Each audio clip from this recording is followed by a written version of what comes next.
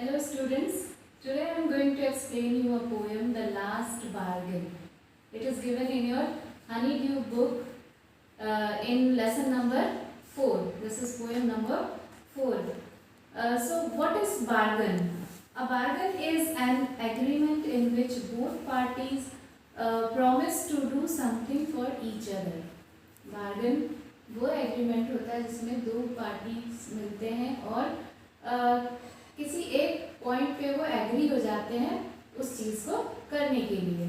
जैसे कि अगर आप मार्केट में जाते हैं कुछ सामान खरीदने के लिए तो शॉपकीपर कुछ एक रेट बताता है आपको वो रेट पसंद नहीं आता है। मान लो उसने कहा कोई चीज़ आप खरीद रहे हो, उसने कहा कि वो 10 रुपये की है, आप बोलते हैं नहीं उसे वो आप उसे 5 रुपये में खरीदेंगे, तो शॉपकीपर एग्री हो जाता है और आप खरीद लेते हैं, तो इसको बोला जाता है बार्गेनिंग। तो इस पोएम में भी हम लास्ट बार्गेन के बारे में पढ़ेंगे। इस पोएम में एक मैन है, ऑर्डिनरी मैन है, जो कि चाहता है कि कोई उसे हायर करे और उसके बदले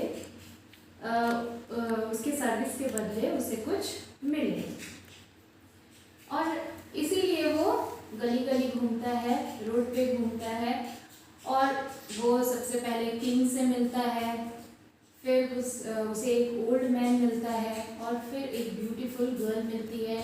लेकिन उसे ये तीनों के अंडर में सर्विस करना पसंद नहीं आता है, और एट लास्ट में उसे एक छोटा बच्चा मिलता है, और फिर वो उसके लिए सर्विस करना उसे अच्छा लगता है, और इसीलिए इस पोएम का नाम द लास्ट बार्गेन रखा गया है।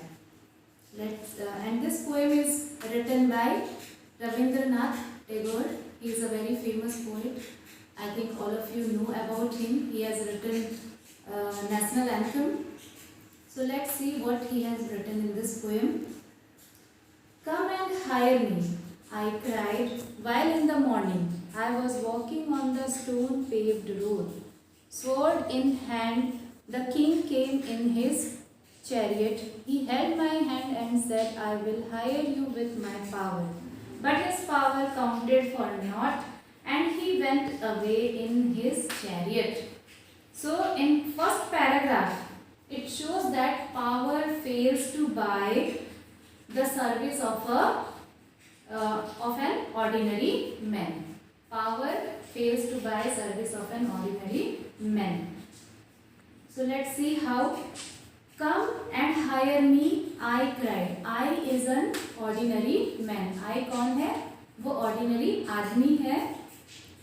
And he is crying. Crying means he is yelling. He is shouting while in the morning. So that man in the morning, man is shouting on the road. He is walking on the road and shouting that somebody come and hire him.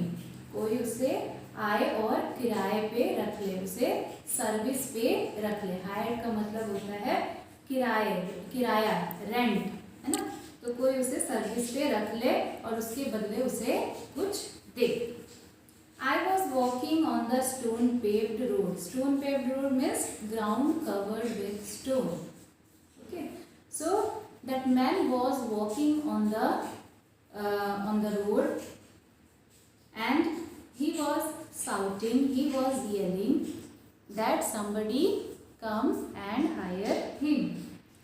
Sword in hand, the king came in his chariot, and at that time one king came on his chariot, and he was holding sword in his hand.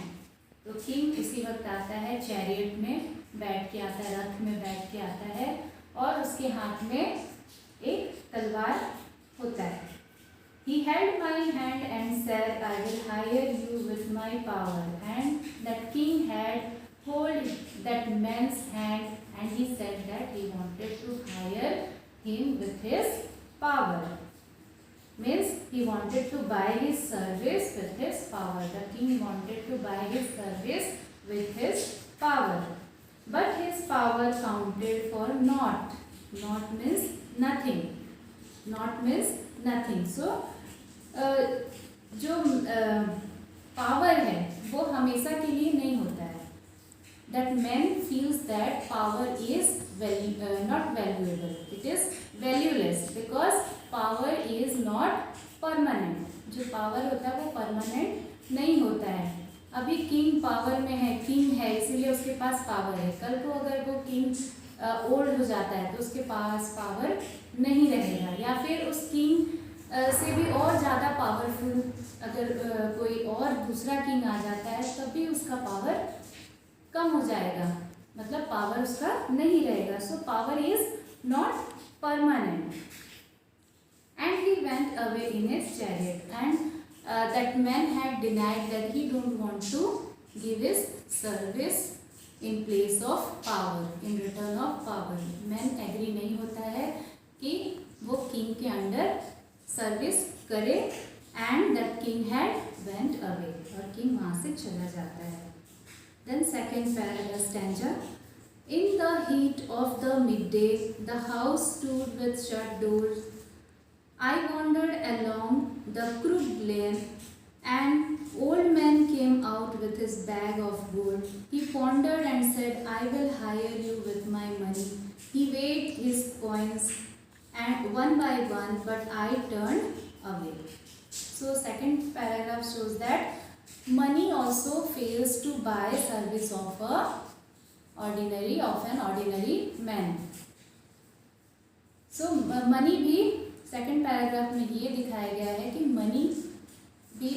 Money से भी old man उस आदमी का service नहीं higher कर पाता है, मतलब उसे अपने सर्विस पे मनी दे के भी नहीं रख पाता है। In the heat of the mid day, heat means hot and mid day means afternoon.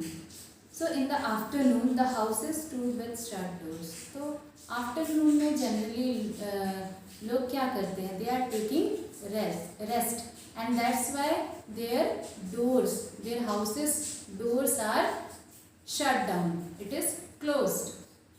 तो आफ्टरनून है और लोग उस वक्त रेस्ट लेते हैं, इसीलिए घरों के दरवाजे उस वक्त बंद रहते हैं। आई wandered along the crude lane, wandered means घूमना, इधर उधर घूमना। Along the crude lane, crude means twisted, means कि जहाँ पे बहुत सारे टर्निंग्स हो। तो ये जो आदमी है जो चाहता है कि कोई उसे हायर करे, वो इधर उधर रास्ते पर घूम रहा है ताकि कोई उसे हायर करे। तभी उसको an old man came out with his bag of gold. He soon saw an old man with a bag of gold, with a bag which is full of gold coins. तभी उसको एक old man दिखाई देता है जिसके पास एक bag होता है और उसमें बहुत सारा गोल्ड कॉइन्स भरा होता है। He pondered means thought, and said, I will hire you with my money. So that old man had thought for some time and said that he wanted to buy his service. He wanted to buy that man's service in return of gold coins. He weighed means वजन करना, his coins one by one, but I turned away. So अब वो अपने coins को एक एक करके wait करने लगा, उसे वजन करने लगा एक एक करके कॉइन्स को, but that man was not agree to give his service, so he went away. Now third stanza. It was evening, the garden head was all a flower, the fair maid came out and said, I will hire you with a smile. Her smile paled and melted into tears, and she went back alone into the dark. So in this third stanza, poet says that beauty also fails to attract men. जो man है वो beauty से भी attract नहीं होता है। So now it is evening time, है ना। मॉर्निंग में उसे किंग मिला था, आफ्टरनून में ओल्ड मैन मिला, और अब इवनिंग टाइम है और उसे एक फेयर मेड यानी कि एक लड़की मिलती है। Fair made means a girl.